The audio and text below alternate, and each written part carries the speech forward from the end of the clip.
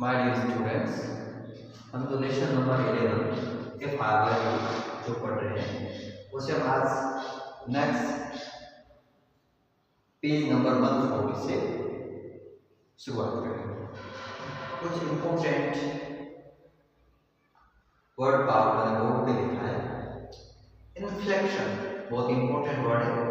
Inflection वाणी में उतार चढ़ाव। नेक्स्ट वर्ड है अनफेमिलियर। अनफेमिलियर का अर्थ होता है अनजान, ऑपोजिट होता है इसका फेमिलियर, हट जाएगा। असिस्ट वर्ब है, हेल्प या कोऑपरेट की जो सिमिलर है, असिस्ट सहायता करना। एक वर्ब है रिक्वायर। रिक्वायर का अर्थ होता है जरूरत होना या आवश्यकता होना। Require, okay. रिक्वायर एक रेगुलर वर्ब है, इसके सेकंड और थर्ड फॉर्म रिक्वायर्ड होगी और इस रिक्वायर से नाउन बनती है। इसके साथ जब हम एनी जोड़ते हैं तो नाउन बनती है रिक्वायरमेंट। क्या नाउन बनती है? रिक्वायरमेंट, आवश्यकता या जरूरत। ठीक है, तो नेक्स्ट लाइन से शुरू करें। Gerard anything you like. Gerard क्या कहता है? एनीथिंग यू लाइक, तुम जो भी चाहो। I know all the answers. I know all the answers. I know all the answers वाला ये सेंटेंस कौन से टेंस के स्ट्रक्चर में बना हुआ है? ये सिंपल प्रेजेंट टेंस के अफर्मेटिव में बना हुआ है। I बहुवचन करता है, प्लूरल सब्जेक्ट है। I के साथ नो वर्ब फर्स्ट फॉर्म में आया हुआ है। I know all the answers. मैं सभी उत्तर जानता हूं। But before we begin, I would like to change my position. You may be comfortable, but I am not. लेकिन इस बात को शुरुआत करने से पहले या प्रश्न उत्तर शुरू करने से पहले मैं अपनी स्थिति बदलना चाहूंगा। तुम आरामदायक स्थिति में हो सकते हो, लेकिन मैं आरामदायक स्थिति में नहीं हूं। ऐसा जेरार्ड कहता है। इंट्रोडक्टर क्या कहता है? Sit down there. इंट्रोडक्टर कहता है कि वहां बैठ जाओ। एंड नो फनी बिजनेस, और कोई मजाक वाला काम मत करो। या बिजनेस आपका काम से वर्क से, ठीक है। And no funny business. Motions to a chair and sits himself on the divan by the bed. वह कुर्सी तक जाता है और दीवान पर बेड के पास बैठ जाता है। Now then, we will have a nice little talk about yourself. तो अब हम तुम्हारे बारे में कुछ अच्छी बातें करेंगे। ऐसा कौन बोलता है? इंट्रोडक्टर बोलता है। ओके, अब हम आगे वापस से जेरार्ड से पढ़ेंगे। Gerrard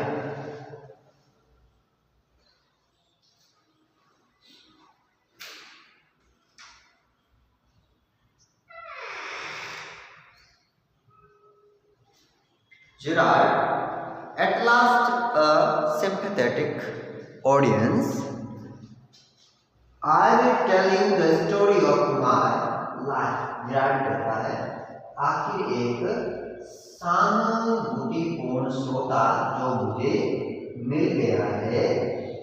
I will tell you the story of my life. मैं तुम्हें मेरे जीवन की कहानी सुनाऊंगा। How as a child I was stolen by the gypsies, and while at the age of 32 I find myself in my lonely Essex cottage. How? Gerard कहता है कि जब मैं बच्चा था तब किस प्रकार से घूमने वाली घुमंतु जातियों ने, जिप्सी जो घूमने वाली जाति होती है ना, हमने पहले डिस्कस किया था कि जो जैसे अपन खाना बदोश जाति में कई बार बोलते हैं घूम फिर करके अपना जीवन यापन करती है। तो ऐसी जातियां जो होती है उन्होंने जिरायड कहता है कि मुझे चुरा लिया और 32 वर्ष की आयु में मैं कहां पे मिला? Essex cottage. एसेक्स नाम के एक छोटे से घर में मैं अकेला रहता हूं। कैसे? हाँ, खुद एक प्रश्न। I find my self in my lonely Essex cottage. How? Enter. Keep it to yourself and just answer my questions. वापस से जो घुसपैठिया कहता है कि ये बातें तुम्हारे मन में ही रखो, तुम्हारे पास में ही रखो।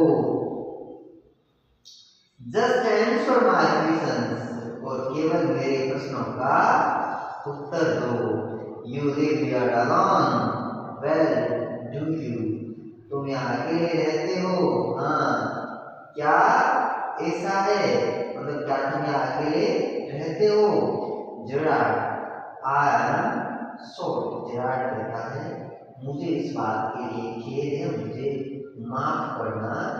I thought you were telling me not asking me, मैंने सोचा तुम मुझे बता रहे हो, न कि तुम मुझसे पूछ रहे हो। Question of reflection, your voice is unfamiliar.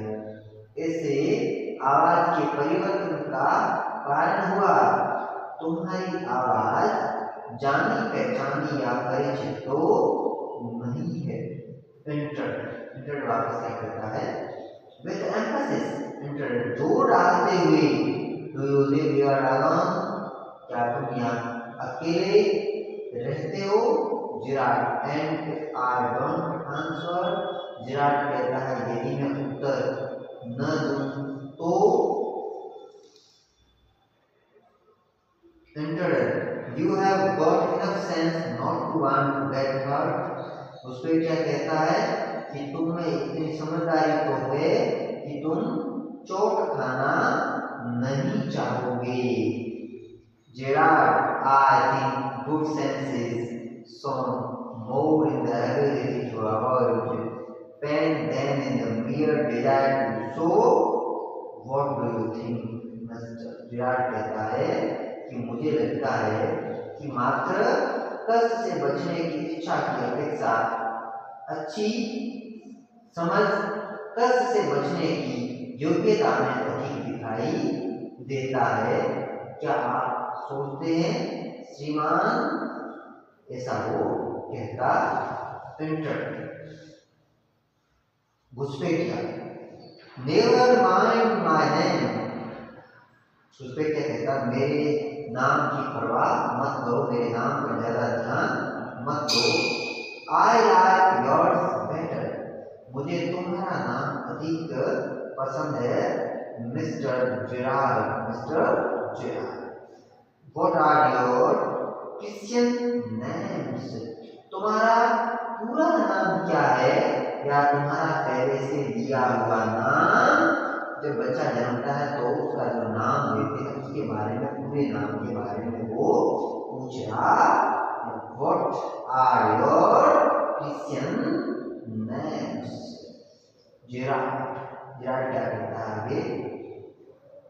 Gerrard Vincent Charles. Gerrard कहता है कि Vincent Charles. Do you run a car? उसमें क्या पूछता है कि क्या तुम कार चलाते हो? Gerrard, no. जेरार्ड कहता है नहीं। That is a lie, you are not dealing with a fool. I am as smart as you and smarter, and I know you run a car. Better be careful, wise guy. Internet क्या कहता है कि that is a lie, ये झूठ है, ये झूठ है। You are not dealing with a fool, तुम किसी मूर्ख से बात नहीं कर रहे हो। I am as smart as you and smarter, मैं तुम्हारे जितना ही बल्कि तुमसे भी अधिक चालाक अर्थात चतुर हूँ, बुद्धिमान हूँ। And I know you run a car, और मैं जानता हूँ कि तुम कार चलाते हो। बेटर बी केयरफुल, वाइज गाय, अच्छा होगा कि संभल कर रहो, बुद्धिमान व्यक्ति। ऐसा है वो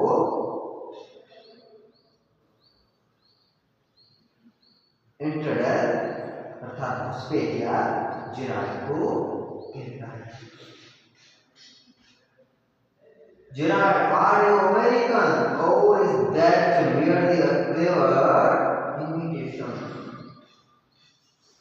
जिराफ कहता है कि क्या तुम अमेरिकन हो या केवल एक चालाकीपूर्ण नकल है।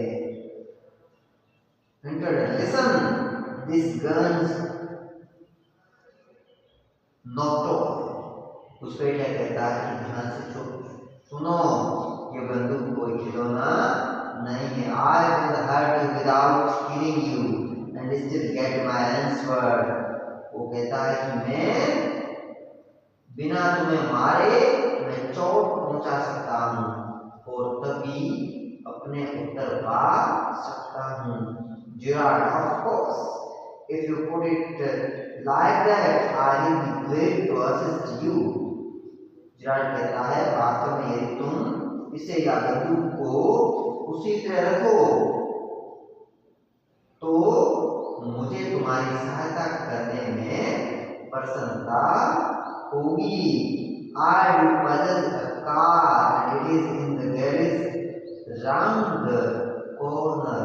मेरे पास कार तो है और ये पास वाले गैरेज में है। कहाँ पे है? Garage. That is better। Do people often come out here? उस पे क्या कहता है ये अधिक अच्छा है, क्या अक्सर यहाँ लोग आते रहते हैं? Giraffe, very rarely। जिराफ कहता है बहुत मुश्किल से।